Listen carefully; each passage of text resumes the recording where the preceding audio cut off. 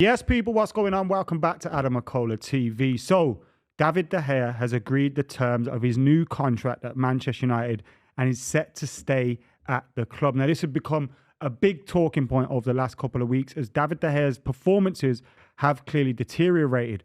But of course, there's been massive question marks over David De Gea for the last, for how long? There's been so many question marks about him for 12, 18 months. His ability to play out with the ball from the back. Obviously, his shot stopping has been fantastic for Manchester United, but we still see mistakes like we saw against West Ham. Is that enough to take those cons when the pros, there's very little of them? I don't know, but we're going to discuss that in this video. We're going to get stuck into this report from The Telegraph, from Mike McGrath. There's loads of it about at the moment as we hear David De Gea has agreed the terms of his new contract at Manchester United. Before we get stuck into that, please make sure you're hitting that subscribe button, you're liking, you're commenting, you're sharing, etc., etc. Now, I had a little moan about this after the game against West Ham, and I had loads of people jumping in my comments saying, Adam, why are you being ungrateful? Why are you being like this to David De Gea? David De Gea is still one of the best goalkeepers in the world. He's saved us on a number of occasions. Look, David De Gea, I will not argue the fact that I love the guy. He's been incredible for Manchester United. He's won a lot of trophies for the club, although maybe he could have won more given, when he come and what kind of future we had laid out for him. I absolutely adore the guy. There's been times when he's been the only player in our team that's turned up. He's won a number of Player of the Season awards. He's been incredible at times.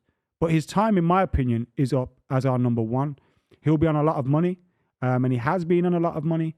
And one of the things that I fear about David De Gea is that Manchester United get themselves into a position. Look, fingers crossed we wrap up Champions League football. Fingers crossed, we get over the line in that sense. And next season we can look forward to a season where hopefully we can make the right additions in the summer and challenge for the league. But my fear is we begin to challenge for the league. We begin to get in a position where we could possibly, go further in the Champions League and all these kind of things.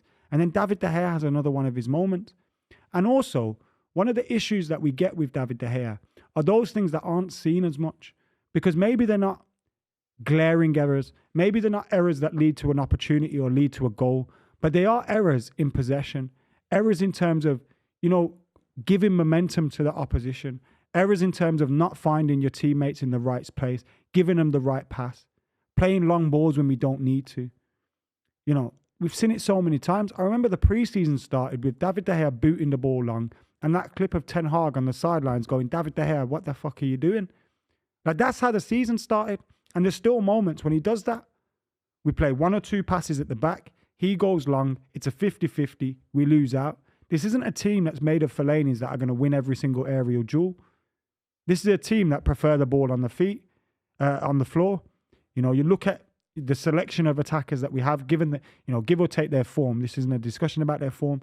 But Rashford, Marshall, Sancho, Anthony, these players, none of them are blessed, massively in the air. Yet we're constantly playing these long balls to them. We bypass the midfield. We bypass our centre-backs. And this season, it hasn't been like he's had Maguire sat in front of him. We've had defenders that could actually pass the ball. Some of the passes that he makes and some of the errors that he makes sometimes go unpunished. I think Casemiro blocking one against Barcelona. A few others like, you give the ball away, we're under pressure, they get a shot on goal.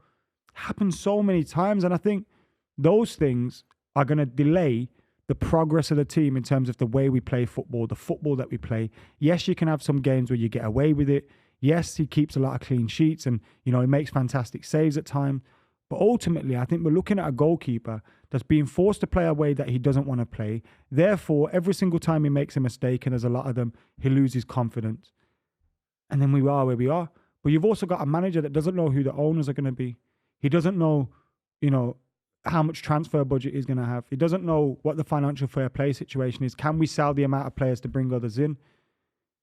So is he going to have the budget to be able to replace the goalkeeper? Again, you don't know. He's probably looking at it thinking midfield replacements are more important. Striker is more important.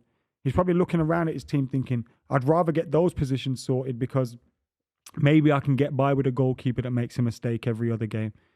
But in my opinion, that would be a huge error. Now, looking at these reports, we hear David De Gea has agreed the terms of his new contract at Man United to stay beyond the current season. The framework of a new deal with lower basic salary and incentives for matches played and performances in competitions has been negotiated and is waiting to be signed off by United before an announcement is made.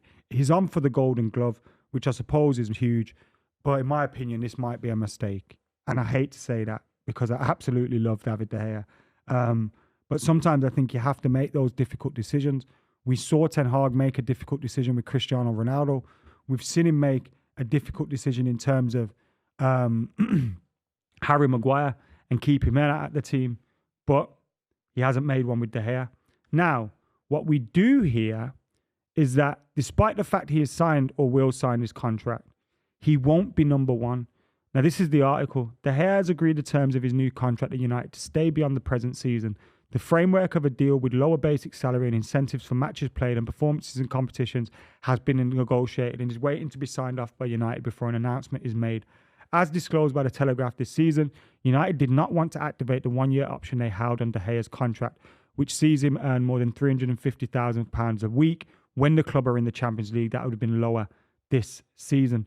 So it looks like he's on a lower salary with more incentives being paid for the matches that he's played. Now, it goes on to say, with the club announcing losses in their financial results and an increasing wage bill, they sought to keep De Gea at the club with a lower salary but over longer terms, which is eventually agreed. De Gea has suffered poor mistakes this season, notably at weekend against West Ham when he cost his team defeat as he let Said Benrahma's tame effort squirm past him while he was at fault during United's exit to Sevilla in the Europa League. Staying at the club, as reported this week by Telegraph support, may not guarantee a first-team place, but he received the support of Ten Hag after the West Ham mistake and has also made important saves during the campaign. Now, when Ten Hag made that statement, I thought it was more of a statement being made because of the fact that he just has to stick by his man between now and the end of the season. Ten Hag consistently pointed to De Gea's clean sheet record when asked about his goalkeeper's form this season. He has 15 in total, 2 more than Becker, Pope and Ramsdale, who are joint in second place. Butland was brought in. United's summer money is expected to go on their priority positions, which are centre forward and central midfielder. Now, it also goes on to say that Brentford target Freiburg keeper as David Raya future rumbles on. And we are being linked with possibly having an interest in him. So maybe we bring in a new keeper, keep David De Gea as backup. But if we don't, I do worry. I genuinely do. Maybe this is the right thing for all people concerned. You keep an experienced player at the club. He's happy sitting on the bench occasionally. You bring in a new goalkeeper. You've got someone there if shit hits the fan. But I do worry. We kind of thought Dean Henderson was going to replace him. Now, I'm not saying that should happen. It didn't happen. He's still here. I do worry a little bit. But anyway, let us know your thoughts in the comments below. Should Ten Hag have been braver? Let him go. Are his hands tied by the fact that we don't know who our owners are going to be, what our budget's going to be, and he has to focus on other signings? Is this a mistake? Is this the right thing? Let us know in the comments below. Keep it locked and come and join us over on the club as well.